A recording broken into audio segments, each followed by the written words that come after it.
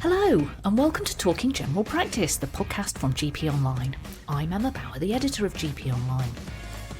Coming up on the podcast today, I'm speaking to Dr. Richard West, a GP partner in a dispensing practice in Suffolk and chair of the Dispensing Doctors Association. Dispensing practices are a vital lifeline for patients in rural areas, but they are facing a host of challenges that are threatening their viability. In this conversation, Richard explains the crucial role these practices play and the immense pressures they are under.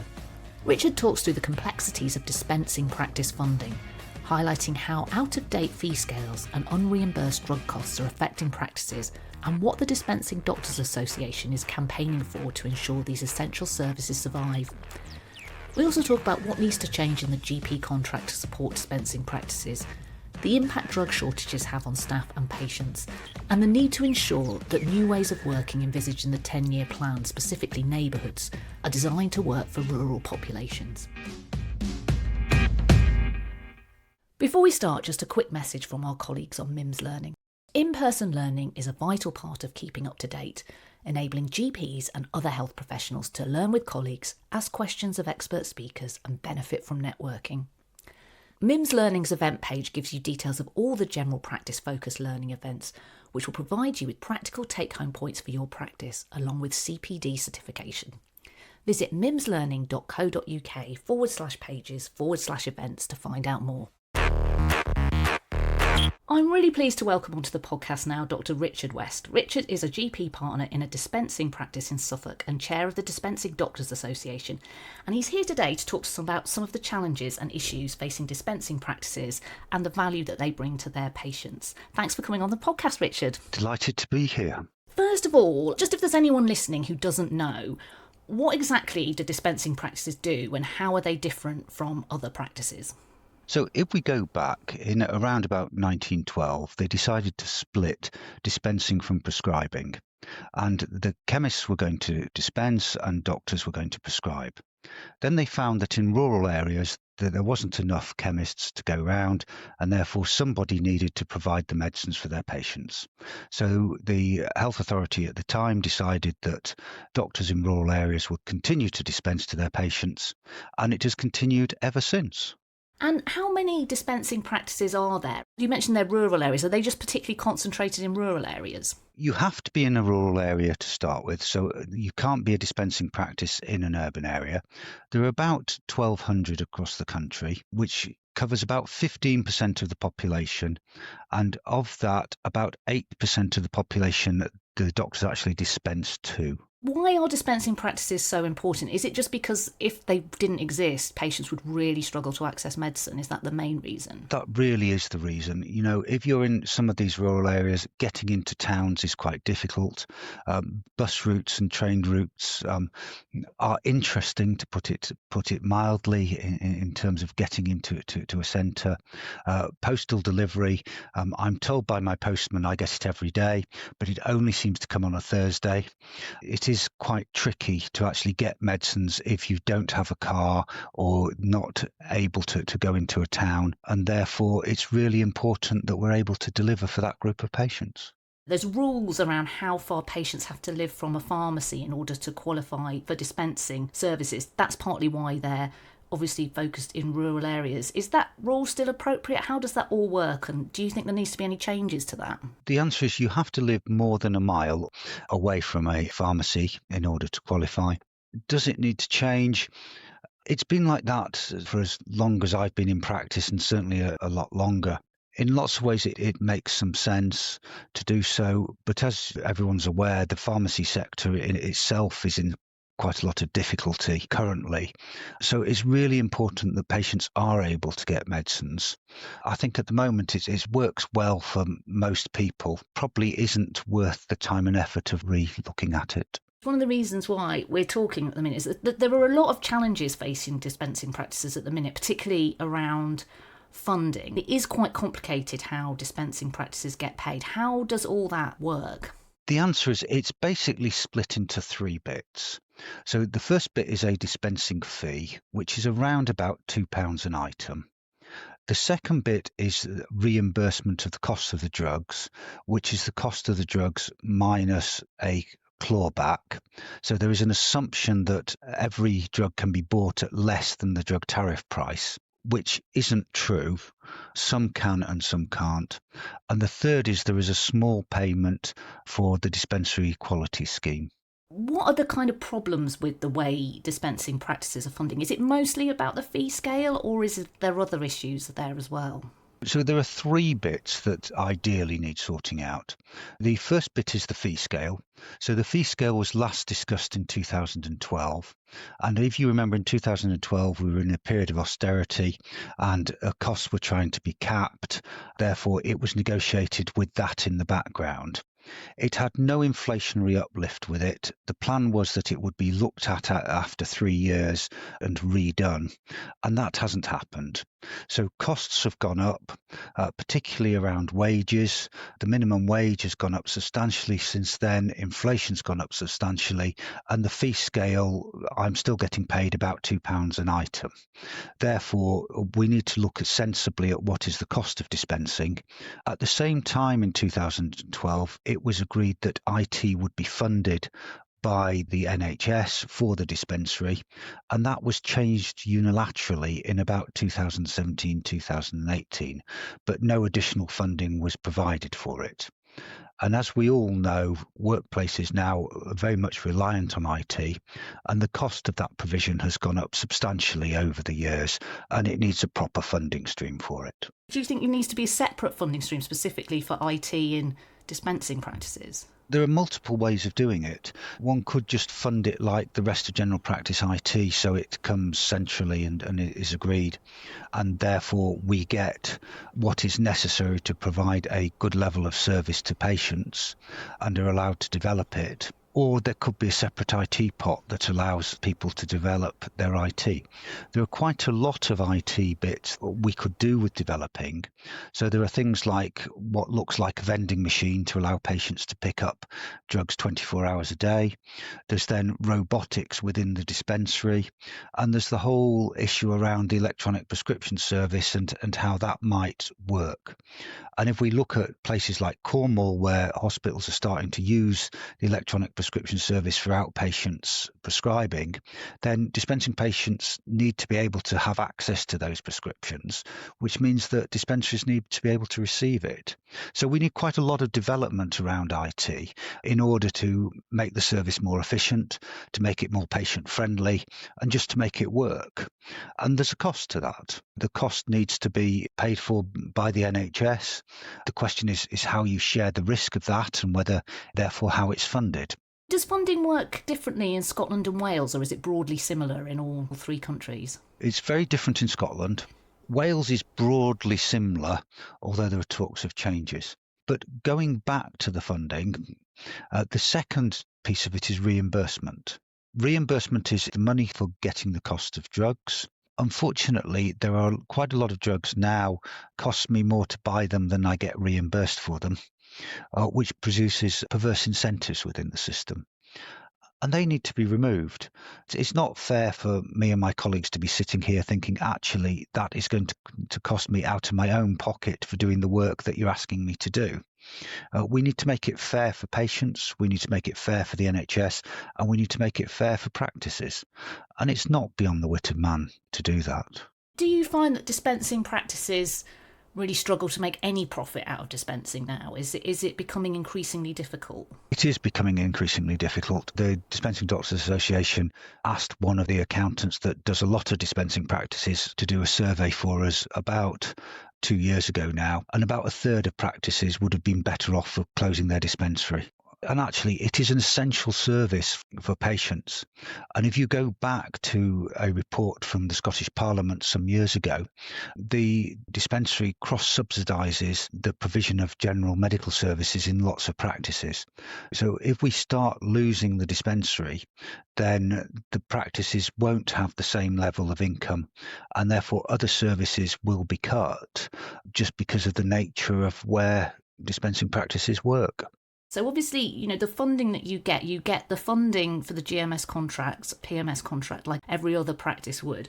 And so when there's an uplift to that, and obviously we've had this period where there's been very tiny uplifts until relatively recently, when there's an uplift to that, And when they say that staff have got to get a 4% pay rise, that's just on the GMS contract bit, isn't it? It doesn't apply to dispensing. So basically, you don't get any extra funding to give your dispensary staff pay rises, do you? How do you manage a situation like that? The answer is, if you look at the NI costs and the uplifts from the November budget, partly because of the minimum wage and partly because what was promised to staff, the Treasury seem to think that the NI costs need to be paid. So we don't have a lot of choice in that. You don't have a lot of choice in terms of upping staff pay, because you need to reward the staff. They do a very difficult job very well, and it's not fair for them to be penalised by it all. A lot of it comes out of partner drawings. You find that the partner income goes down. And the problem is that if you look at dispensing practices, they carry an awful lot of stock that has to be paid for and then dispensed and then reimbursed 6 to 8 weeks later after you've bought it, which means you've got to somehow fund all that. And there's quite a lot of money involved in terms of funding it and making sure it works. So it just needs to be a fair reward for the risk that people take in order to deliver an essential service. So what do you think needs to happen? What are the key things that need to change? I mean, it sounds like the fee scale needs to be completely overhauled. And would you like to see changes around the way reimbursement works? Is that the way you'd like to see things change? I'd very much like to see the fee scale to be overhauled to make sure that the fee scale covers the true cost of dispensing. And we need to be honest about what the true cost is and whether IT is within that cost or out with that cost and how it's then funded. The second thing is, like I've said before, reimbursement. It just needs to be so the right thing for the patient is the right thing for the NHS and is the right thing for the practice, so that you're not sitting there thinking, can I afford to give this patient what is the right thing for them? That thought should never cross any clinician's mind. And we don't need it to cross their mind. We just need to make the system right. The other thing is, if you think about the dispensing fee currently is very much an item-based fee. There is quite a lot of pressure, therefore, to do monthly scripts for everybody to make the dispensary work in terms of the way the fee is done. And we probably need to revisit that again so that we get the right result for patients, the right result for the NHS and the right result for practices. If you're on HRT then or thyroxine, perhaps 12 months worth is sensible. So we need to make sure the funding encourages good practice, which it doesn't totally at the moment. The DDA recently launched a campaign called Ramp Up, which stands for Rural Access to Medicines and Pharmacy Services Under Pressure. Why did you launch that campaign and what do you want to achieve with it? One of the major problems with dispensing is nobody seems to quite know who's responsible for it. So it sits between NHS England and the Department of Health, because the Department of Health does the pharmacy contract and does reimbursement, whereas NHS England does the dispensing contract. It's kind of one of those things that always falls between the two stools. Since we haven't had a sensible discussion since 2012, now is the time again to re-look at it, have a sensible discussion and to get the thing right. So what we'd really like to do is just encourage those who have the power to change things to get around the table and discuss it. The pharmacy contract has changed over recent years. So we've got Pharmacy First, we've got them doing sort of vaccinations and other bits and pieces. Well, that works very well in an urban area where you have got a reasonable number of pharmacies for the population. But if you live, 10 or 15 miles away from a pharmacy, that there's no point me telling you that actually the services that you need are in the local pharmacy and it's 10 miles away, because that again causes problems with access for those that don't have the means to get there. We need to make sure that actually rural patients are served properly, and dispensing practice is a key to allow that to happen. Are there things that pharmacies can provide which you would like to see dispensing practices do? Is there anything like that at the moment? There are bits and pieces that I think need some thought. So you look at the Pharmacy First scheme, and obviously this is creating capacity within urban practice, and quite rightly so, because the capacity is needed. We need a similar way to create the same sort of capacity within rural general practice, because the population is very similar. The other thing that just needs some thought around is that there often is a push by NHS England for patients to buy medicines rather than get them prescribed. Well, again, if you've got no pharmacy in the area, there's no sensible way to do it. And the argument that you can buy it over the internet, if you've got a 3-year-old child on a Friday with a temperature, telling you that you can get your Calpol over the internet is not a particularly helpful solution. And therefore, we need to find solutions that are right for patients rather than what is convenient for the system. Do you think that dispensing practices should be able to sell over-the-counter medicines then? Is that what you'd like to see happen? The garage can. I can't. Slightly odd, isn't it? Yeah. And again, it's about getting it right for patients rather than anything else.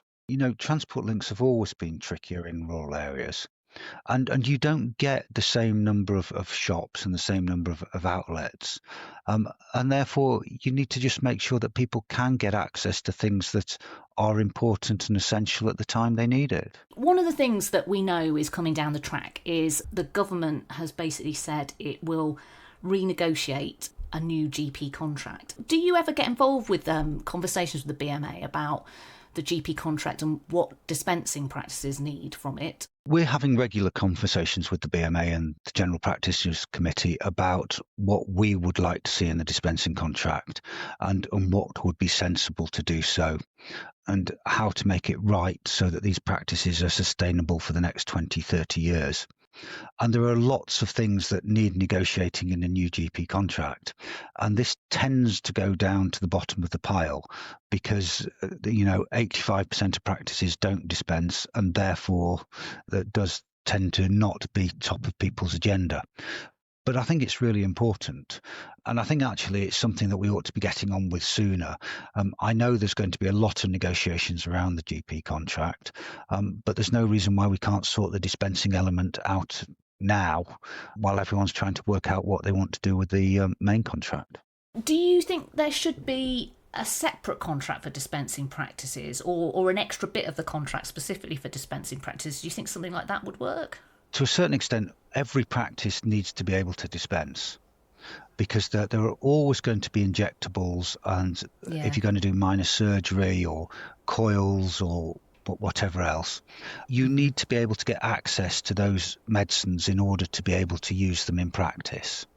We need a mechanism to make sure that the cost of those medications, for supplying them, for reimbursement of the cost, is fair to everybody.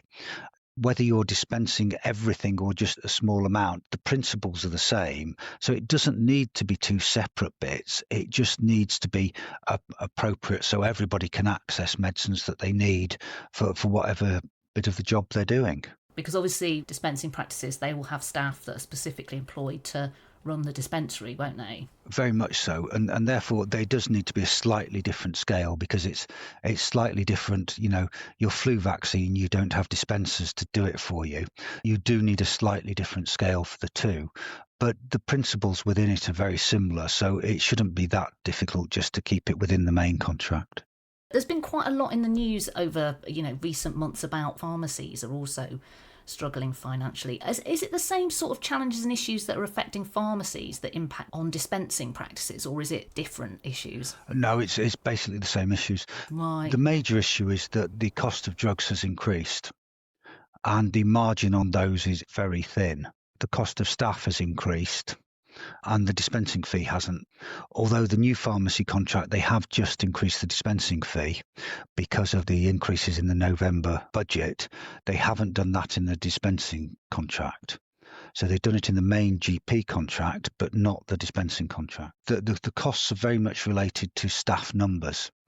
Extra costs that have gone into the new GP contract have been based on population numbers. Actually, if you've got more staff than the average, then you've been penalised by the mechanism.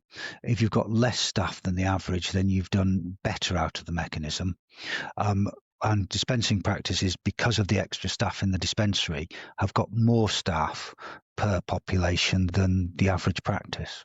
One of the other big things that you'll be well placed to talk about, this is a problem for all GPs and all pharmacies as well, but obviously is dispensing practices, you'll be at the sharp end of this, is drug shortages and supply chain issues in the UK. I mean, that's been a major problem over the last few years. What impact has that had on dispensing practices and your patients? The first thing is it is a major problem, and it still is a major problem. And I feel extremely sorry for the patients at the end of it. They rely on these drugs, and lots of them are life-changing or life-lengthening for them. And to find that you can't get them for a period of time, or you miss them, it affects people very badly. We need to do better for our patients to start with in terms of the supply chain. As a practitioner, I very much try to make sure that my patients take the drugs I prescribe as prescribed, so they take them regularly. If suddenly I'm saying, oh, you don't need to take them for a month because we can't get them, then the messaging is wrong, and we start losing compliance and concordance, and that affects outcomes. In terms of the practice, it takes up an enormous amount of time. Instead of dispensing things once, you dispense them, you've got some items missing, you have to then go back, redispense it. It takes longer, so it is more costly to do so. The second thing is it causes quite a lot of stress for my staff, because some of the patients don't quite understand that it's not our fault that there isn't any available and we can't get it. And I understand why, because it is very stressful for the patient, but it then makes it a very stressful environment for the staff to work in, and very difficult. The third thing is that it's pushed up the costs. And therefore you end up with drugs costing more than the drug tariff. So not only can we not buy them at the drug tariff price, and remember we get tariff price minus 11.18% back, but actually it costs more than the drug tariff price, so you're losing even more money. Now, the Department of Health will then sometimes alter the prices of drugs during the month if you can't get them. But at the point you buy them, you don't know whether they're going to alter the price of that drug. Because it's not an automatic thing that happens. So you get concession pricing depending on what you can get within the marketplace for them. And not all practices can buy the cheapest drug. Most of the drugs that are imported into the UK are manufactured in the UK. So somebody's got to buy the expensive ones and somebody's got to buy the cheap ones. But you get the same reimbursement for it no matter what you buy. So actually it's quite a stressful and difficult environment to work in with the shortages. And the shortages have got worse during COVID and have been ongoing since. And we haven't really addressed it. There is an enormous price differential between drugs in the UK and drugs in some other countries, such as the United States. And you may have heard President Trump get rather excited about prices of US drugs. And rightly so. Some of them are much more expensive than they are in the rest of the world. But it also means that the incentive to deliver to the UK marketplace is not as great as the incentive to deliver to the US marketplace, where you can get much more for the same drug. So we need to try and work out how we get it right so that we get value for money for the NHS, but also ensure that we've got the right supply for the patients and the contractors don't end up under enormous pressure trying to find things. I mean, it must be very difficult as well for you in rural areas, because I live in a city and I hear stories of people having to go round like 5, 6, 7 pharmacies to find someone who's got it in stock. But that's not really an option for people who live near your practice if there's no pharmacies for miles around, is it? No, it's not an option. And actually in those cases, and there's been quite a lot of shortages recently around ADHD medication. It makes a big difference to them if you change brands. And they will go hunting around lots of pharmacies to do so. And if you try to do it around here, it's very time consuming. It's very stressful for the patient. And it's pure luck whether you can get it or not, because it's just that someone's got one on their shelf. It's not in the supply chain. It's just the luck of whether it's there or not. That really isn't the way we should be treating our patients. We're expecting quite a big push on tech over the coming years and how AI is obviously going to change everything. How do you see technology, including things like, automation, AI, how do you see that playing a role in the efficiency and maybe even sustainability of dispensing practices moving forward? Do you think it's going to be stuff that you'll be able to adopt? I hope we'll be able to adopt it. I mean, it's technology changes enormously and enormously quickly. And there are some bits of technology that are really useful and really sensible, and some that are just too expensive to put into smaller dispensing practices. There are things like the delivery machines, so vending type machines, but that they are tens of thousands of pounds to put in, and they cost thousands of pounds each year to run. They're not a free good. They do need some form of funding in order to make it happen. I think it's really important we do those type of things to enable patients to get proper access to it all. The electronic prescription service, when it originally launched, dispensing practice was outside the scope and has never been put inside the scope.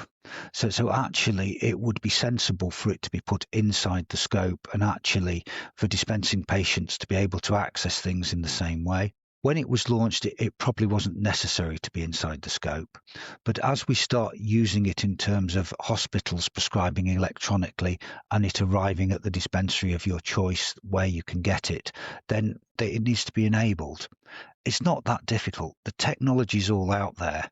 The difficulties are getting through the NHS firewalls in order to upload the technology and to get it to work, and the cost of it. Because, as you know, IT is never quite as cheap, and it never quite produces the cost savings that everyone says it's going to. The more complex bit is around the sort of robotics, and, the robotics, I'm not sure that small practices will ever be able to adopt the robotics. It's very much like supermarkets. If you look at some of the big supermarkets, then they have robotics in terms of their deliveries and centres. You're on the corner grocer that just has a bit of everything, and when you need something is an absolute godsend, can't afford the robotics just because it's a very different environment. Well, dispensing practices are very much your corner shop of the marketplace, because the reason that they've survived and the reason we had them was because it was too expensive to put a chemist in place. So they're the smaller ones. Therefore, the use of robotics for dispensing probably is going to be excessive compared to the benefit that you have for them. But having said that, technology changes over time, and my crystal ball always gets a bit cloudy at that point about exactly what will happen with it. So I think there are some bits of the IT that we should really be embracing, but that requires leadership from the NHS in terms of enabling dispensing practices to do it, breaking down the barriers in terms of the way the IT is constructed to allow dispensing practices to get through firewalls and to use software to do it, and to provide an appropriate level of funding to encourage practices to take it on and use it. How many items would you need to dispense in a week for a robotic system to work? So, and how do they actually work? Is this where it sort of selects medication from around the dispensary? Robotics are basically a big box, and you pour all the boxes of tablets in at one end. It then scans the barcode and randomly allocates it to a shelf where it knows where it is. You then put the script in, and it will then find those things on where it has put it within its own machine. It will label it, and it will come out the other end, and it will check it. They need power. Power went off, last night here again. If the power goes off while you're trying to dispense, then it's very difficult, because they've just put it on random shelves wherever, and therefore you open it and it's somewhere in there, but you don't quite know where. And it doesn't work for things like very odd shaped bottles, and if you need to split packs so that they only need half a pack, and fridge items and controlled drugs. So you still need quite a lot of other things to go around it. So it needs a reasonable volume to go through it in order to make it work. There's a lot of talk about this push towards a neighbourhood NHS. Do you think that could potentially benefit you in a rural area if you're looking specifically at your population and the services they need? Do you think that this shift could end up benefiting dispensing practices? It very much depends on what the numbers are. I live in a village of 3,000. We serve 16 parishes across a big rural area. Our PCN has practices that it takes me 40 odd minutes to drive there. There is no bus service between them. And our PCN numbers only 40,000.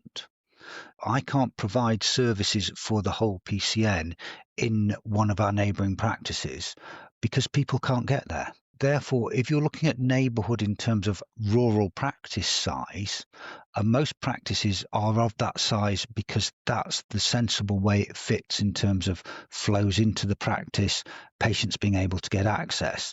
And the reason they're not any bigger than they are is because it then becomes very difficult for patients to access them. So if we're looking at that sort of size, then I can see neighbourhoods benefiting. If we're talking about 250,000, then no. 250,000 size neighbourhood in London is very different from 250,000 size neighbourhood in Suffolk or Norfolk. The ability to actually have a good service with that size of neighbourhood, I think, is very different.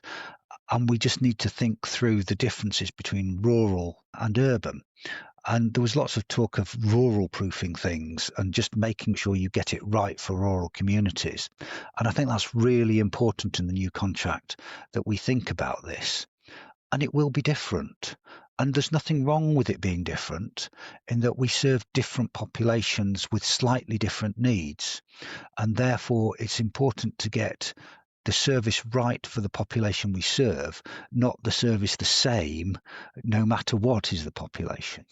In terms of the next few years ahead, what are the Dispensing Doctors Association key priorities to sort of support and ensure the future viability of dispensing practices? The first thing is to try to make sure that we do the right thing for the patients. And that's always been a priority. If we can make sure we provide a service so that patients can easily get the medicines they need in a safe and efficient way, that must be the key to dispensing practices surviving, and it must be the best thing for the patients. The second thing is to make the NHS understand that actually it's a key service for a proportion of the population. And once we lose it, it will be very difficult to get it back. It's very much like rural post offices and rural banks and other things. Once they go, they don't come back, and we're all poorer for it. And the people who lose out the most are those who are the least able to deal with change. So it tends to be the poor, the elderly, the disabled. So it's really important for them that we keep a service in the community focused on producing great patient care to produce good outcomes for health. And I think that's got to be the priority. The funding then needs to reflect that, to allow practices to survive and to flourish. Coming to a rural area is different from living in an urban area, and there are different advantages to living in rural areas and urban areas. And we need to make sure that it's still attractive for a group of doctors and a group of professionals to come and practice in rural areas so that we get good quality care for everybody. Absolutely. That's brilliant, Richard. Thank you so much for your time. Thanks for coming on the podcast. That's a pleasure. Well, that's it for this week. Thanks so much for listening, and thanks again to Richard. I'll be back next week for our regular news review, so please do join me then. In the meantime, don't forget you can keep up to date with all the latest news affecting general practice and access lots of other resources on our website at GPonline.com.